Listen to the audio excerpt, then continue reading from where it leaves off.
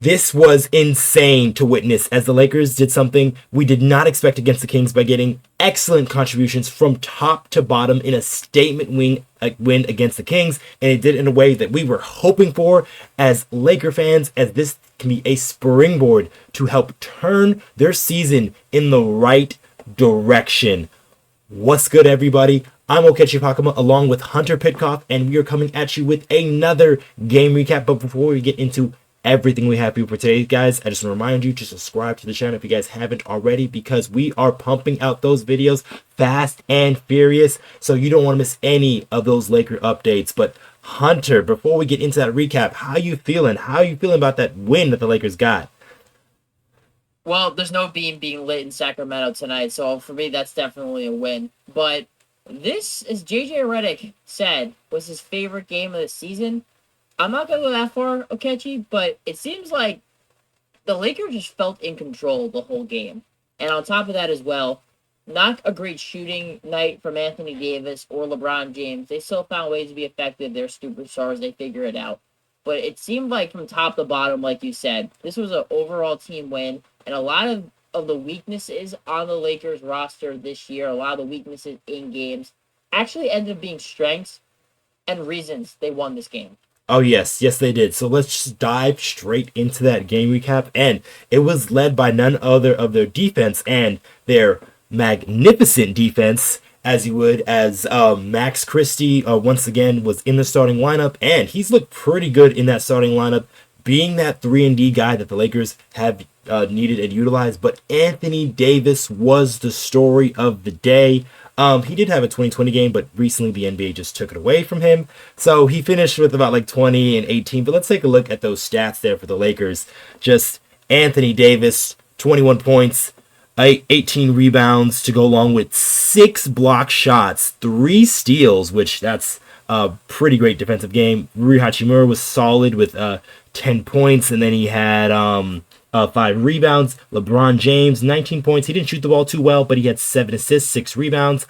Austin Reaves led the way in scoring with 25 points, 3 3-pointers, 6 rebounds, 5 assists, and a couple of steals. Max Christie, like I said, was excellent defensively, had about 8 points, really held De'Aaron Fox in check. And then off the bench, they had great contributions from D'Angelo Russell and Gabe Vincent. So, out of all those names right there, who are some of the guys who really stuck out to you, Hunter, in this game? For me, it was AD, but who are some of the people that really stood forward? Yeah, and like we talked about, Anthony Davis offensively, this is not even close to one of his better games this season. But what makes him great is he finds ways to be effective even when one of his best attributes, like scoring, for example, is taken away. That's what superstars do. You see him get whatever. If he didn't get the 2020 game, it is what it is. The NBA trying to hose him, but whatever. But still, 18 rebounds, extremely impressive number. Then you look at 6 blocks, which I actually think he broke a record. I think he passed Kobe for 6 all-time for Lakers in blocks. And then on top of that, too, passed Serge Ibaka for top 30 all-time in NBA history of blocks. So some historic blocks from Anthony Davis, not just for the win, but also, putting a stamp on history there as well. But the guy I really look at, who I was super impressed with, and he only scored 8 points. He only shot 1 of 3 from the field. And it was Max Christie. I think he made the play of the game, Okechi. When I'll get a little technical here basketball-wise, but he was standing up Sabonis, right? So it's a mismatch. So the Kings are going to try to force feed their star big Sabonis for an easy bucket. He's stunning him up front. So if the ball goes over the top, there's no help there because Anthony Davis was guarding one of the perimeter players. So that's an easy 2 points. But Max Christie held his ground so freaking well. One of the most physical players in the NBA. Not only does he hold his ground, he gets the steal, and I believe it led to 2 points. So that is a 4-point swing toward the end of the game. To me, that was the play of the game. And Max Christie all game long making great plays, not only just generating steals and blocks, but just being in the right position, not fouling. Held De'Aaron Fox relatively in check in this game as well, which was his main assignment. And if he keeps playing like this, Okechi, I mean, he's going to find himself staying in the starting 5. Oh yeah, Max Christie was excellent. I mean, now we're seeing it against a couple of different guys now. So like first, I believe it started with Trey Young over there, but he did have a great game because Trey Young is a great Yeah, player. they got 30 and 20. So Yeah. But after that, he did lock up John Morant, who is one of the quickest, most athletic guards we've seen in our era. And then now you yeah, have De'Aaron Fox, who is honestly, it's two. yes, claimed as one of the fastest guys in the Two of them. league. Like he had he's had this title for quite some time now, and he still I think he is probably one of the fastest players in the league. So for Max Christie to have these back-to-back games is really exciting for this Lakers squad because this is this type of thing that they need from that position. And he was able to be good enough to still hit those outside shots. He's not going to be a person who's going to hurt you on offense where he's going to make a really bad decision or anything like that. He's a very smart basketball player. He knows what the right pass is going to be. It's just making those decisions quicker when it becomes like shot, pass, or shoot. So that's the key with Max Christie, and I think he's been doing that. So like he's been very quick to make his decision where he's shooting, driving the basketball, or he's making the pass to the next guy. So offensively, he has fit like a glove, and then defensively, he's really helped this Lakers squad. And it helps when you have Anthony Davis backing you up as well. So it gives a guy like Max Christie that type of confidence to really go out there and attack these high-level guards. And he understands his role with Okechi here as well, too. He's not somebody who is going to be a mover and shaker offensively. All the Lakers are asking him to do is do enough, right? Mm-hmm. If you're playing alongside LeBron James, how smart he is, can you find, a player not in the right position, he's looking the wrong way, you cut, you get easy baskets. And Max Christie going at shot blockers now, too, and drawing fouls. And he's actually a very good foul shooter, too. Mm-hmm. So if he's able to put the pressure on defenses like that, too, and then knock down threes. I believe entering tonight's game, over the last 5, he was shooting 54% from 3. Not a super high volume. He's not someone who shoots off the dribble, three-point shot. He's definitely a spot-up shooter. Mm-hmm. But when he's had the opportunities, he's making them. And not that he's going to shoot 54% the rest of the way. That's just kind of impossible. But can he shoot 38 to 40%? I think it's a realistic number for him. And if that's the case, I mean, he's not giving up that starting spot in that starting 5, Okechi. No, he is not anytime soon. But I mean, we can keep lamenting about Max Christie, but there was another player that I wanted to get to because he led the way in scoring for us, and that is Austin Reaves gets his get back. So Austin Reaves, after having that pretty nasty fall, I believe it was like I want to say like 2 weeks ago now that they played. It was against Oklahoma City, and then he had that nasty fall. And he missed a couple of games, and now he hasn't really got back to those scoring ways, but he finally broke over 20 points. He had 25 points in that one, to go along with, what was it? Yeah, 25 points, 6 rebounds, 5 assists, and 2 steals. So, Austin Reaves, let's talk about him. Like, that was just a nice return to form of him, just scoring the basketball. So what do you think of Austin Reaves, Hunter? Yeah, well, Austin, I've never seen an issue with his confidence. Like, he's always going to shoot the shots. He's always going to play his heart out and be one of the hardest working guys on the court. I was never concerned about that. I think it's just getting his legs under him and honestly getting back. Because I mean, Austin Reaves played all 82 last year. Mm-hmm. He, really didn't miss many games the year before either. Like, he's a very durable guy, which honestly in today's NBA gets lost a little bit. But he is a little bit more of your traditional Iron Man for this team. So for him to miss extended time, which was a fairly significant injury, he wasn't used to that. So it's taken him a couple of games, I think, to really, really get back into form. I think last game he shot like 8 and 19 from the field, which isn't a particularly good stat. He finished with 19 points. So the fact that he's able to be efficient and make shots, and honestly, just playing a really all-around good game. I mean, this is the Austin Reaves that Laker fans, we are very accustomed to. Mm-hmm. And it's very nice to see that he does it not only coming back from the injury, but of course in a winning effort, especially when LeBron and Anthony Davis aren't really shooting lights out. The fact that you have a guy like Austin Reaves to step up is massive for this team. Oh yeah, Austin Reaves was great. And then the thing that I've really seen like a bit of improvement from a guy like Austin Reaves is I remember like ball pressure or like very athletic guards would used to like give him trouble. So like guys like even a De'Aaron Fox or like a Keon Ellis could give a guy like Austin Reaves issues, but now seems like Austin Reaves has like figured something out, just how to use that against the other team's player. He was drawing fouls, getting to his mid-range shots. So being able to do different things there, and then along with that, he was help finding guys too, because he had those 5 assists there, and he was finding guys like Gabe Vincent, who truly I didn't even know he had this offensive like outboard. This looked like old Miami Heat Gabe for a sec there, because he able to knock down some shots. So Gabe Vincent, man, like it was nice to not call him Cardio Gabe for once, right, Hunter? Yeah, I know, and I we have a lot of you guys in the comments keep asking, because I've been joking like, oh, I'll make some merch for Cardio Gabe. Maybe it happens at some point, but I'm like, if he's playing well, I gotta hold off on the Cardio Game merch here on Lakers Digest. Mm-hmm. We can't make it if he's starting to play well. He's turning into Sniper Gang Cardio or Sniper Gang Game. Sniper Gang Game. It's a mouthful when you short name than that, but Gabe was awesome this game. I know Laker fans want to rag on him. We've done it here too, but you have to give players flowers when it's due, and Gabe Vincent was an X factor in this game. And something I will say also, too, a lot of his three-pointers came when the shot clock was running down. He knew he was getting the ball, and he knew he was going to be shooting it. So for me, Gabe just has to think less. I think he's forcing it too much ever since he's been with the Lakers. He just needs to play his game. I think the more he does that, the more it will come easier to him, and the better he'll be, and the better he will help this Lakers team.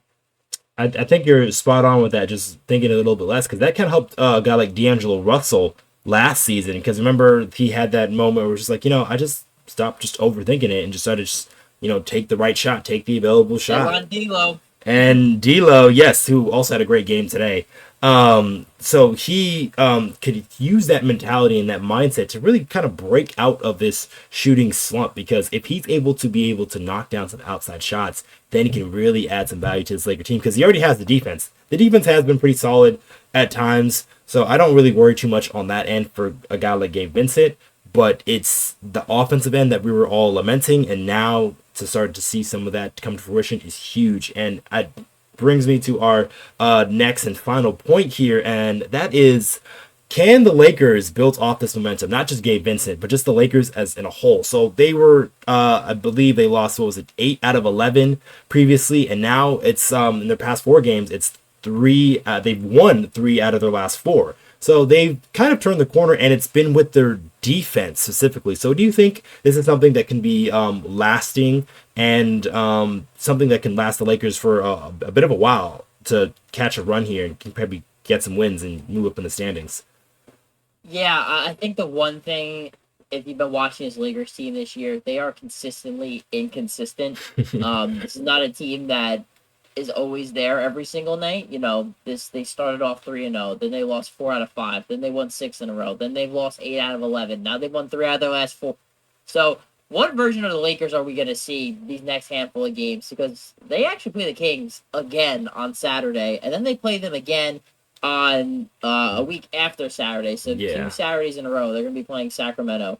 And on top of that as well, they got the Pistons at home. They're going on the road to Golden State. And then to close out the new year, they're playing Cleveland, a team that they got smoked by earlier this year. So there are games to be had here that they can win. But it's not easy competition either, Maybe outside of the Pistons, who beat the Lakers this year, so I can't even... They have. They're a pretty young, athletic team. They've lost some games because they're young, but they can beat the Lakers if the Lakers aren't up to snuff. Absolutely, and they're not a pushover like they were last year. They're not a great team. I think they might be a year or 2 away, but they're a team that can beat you, especially when you're having an off night. So they're not like this silly old Pistons that everyone's gonna know. That's the Wizards now. That's their title. The Pistons are not that anymore. They're definitely above that. But the Lakers, they gotta handle business. That's really it, Okechi.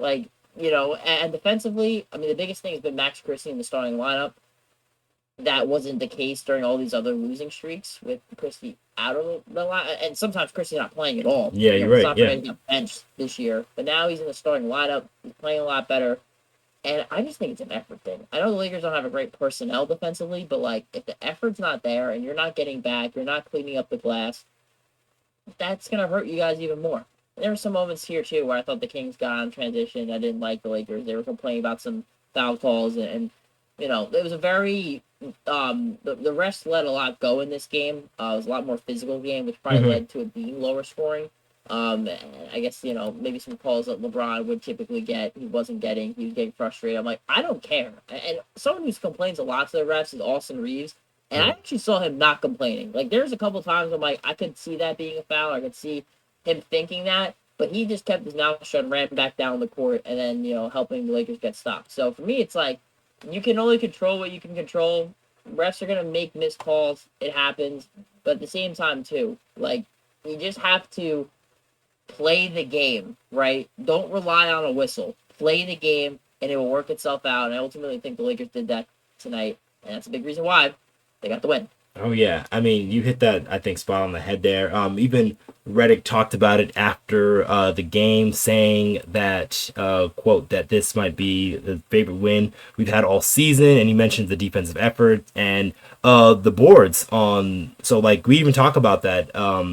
That the offensive rebounding the Lakers had. They actually had 15 offensive rebounds, and yes, a lot of it was by their main man Anthony Davis, but they had some big rebounds from like Max Christie, Gabe Vincent, and you're right, those are just effort type of plays. It's not like Max Christie's like the best offensive rebounder in the NBA, or like Gabe Vincent's like the best offensive rebounder, offensive rebounding guard out there. It's just they gave the effort. They had more effort than the Sacramento Kings, which is a much younger team, and you're expecting that type of effort from them. So it was really nice to see the Lakers really just turn up their effort. And I do believe this is a part of JJ Redick and the coaching staff, them instilling into the Lakers that, hey, if you guys really want to win these games and be in them, we have to win these extra positions. We have to be able to fight, get on the floor. I saw Anthony Davis dive on a loose ball that kind of messed up his shoulder a little bit, but he was still able to play through that. So it's just things like that that really can not only fire up the guys like on the bench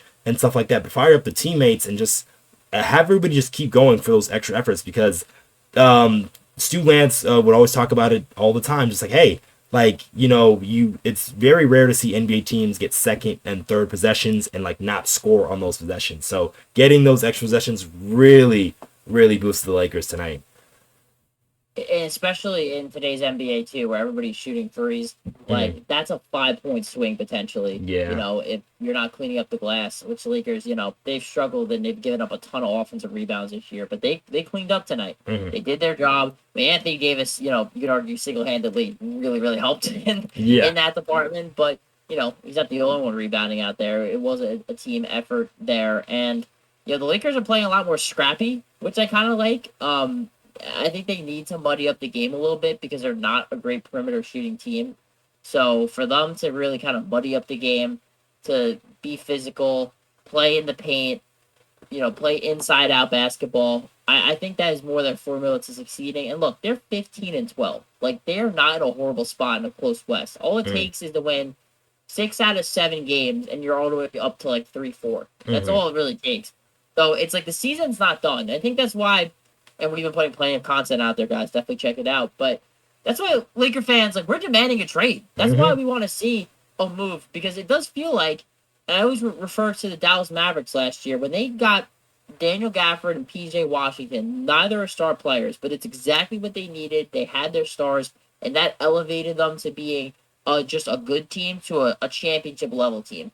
Who's to say the Lakers can't make 2 really good moves at the deadline, maybe even 3, bring in some guys that they need that fit the team, and that elevates them to a whole nother level. You have your star players, you have your good players on the roster.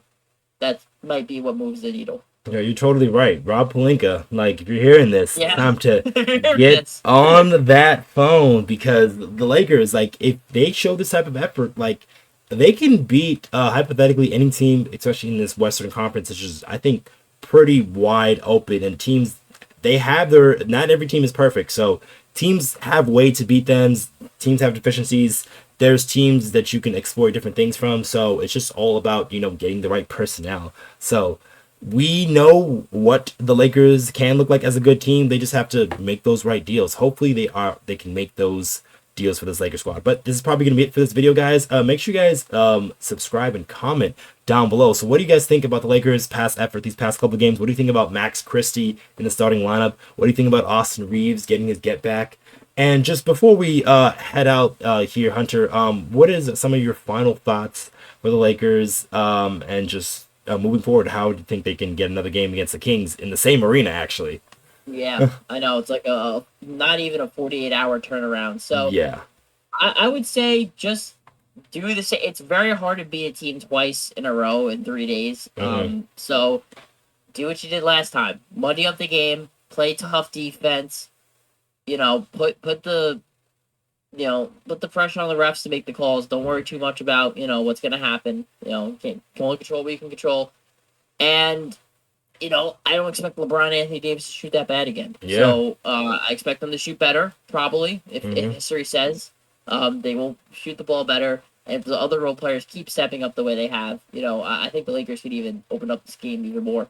Get a little greedy. Oh, yeah, of course. Especially if some of those shots were falling. Because some of their guys were missing shots that they usually make. Dalton Connect has been kind of cold, kind of quiet. D'Lo hasn't had some of those heaters that he's had in seasons past. And we know even a guy like Gabe Vincent, hopefully, like that type of effort, maybe that carries over as well. So we'll see what happens. And just a reminder, guys, there is about 82% of you who are not subscribed to the channel. And if you guys want more of that Laker content, Laker news, trade rumors, game recaps, just every and all things LA Lakers, you guys want to come right here to Lakers Digest. I have been your host, Okechi Apakama, along with Hunter Pitcoff.